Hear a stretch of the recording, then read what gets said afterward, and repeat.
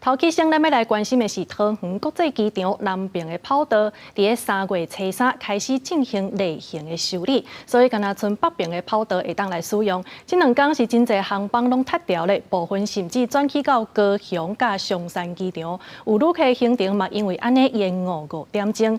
加在这个维修的作业总算伫个昨暗要9点的时阵完成，即马机场已经恢复上跑道的运作。初4暗9点，桃园机场南跑道细修作业提早完成，恢复上跑道起降。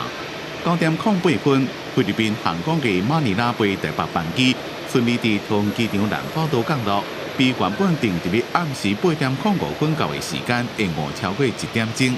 听到恢复上跑道营运的好消息，伫咧桃园机场等要坐班机的旅客心情拢有加较好一些。现在提早修好的话，你会不会比较放松一口气？是啊，是蛮开心的啦，因为至少不会受影响。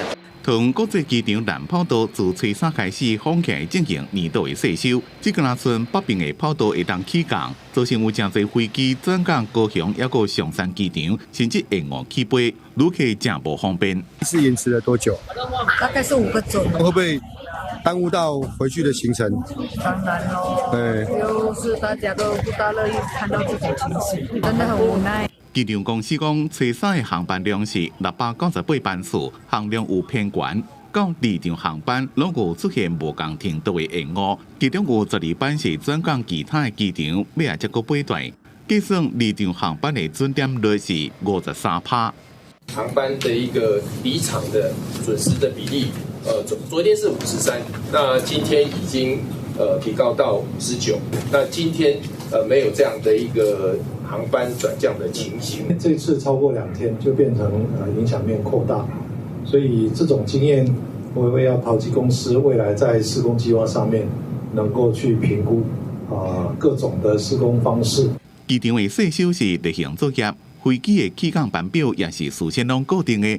桃园机场甲交通部承认这边的影响超过预期，外界也批评机场公司螺丝拢灵去。最修是算是例行性的，那会出这一次的状况，相信是他们在内部的工作流程或者一些警示系统出了问题。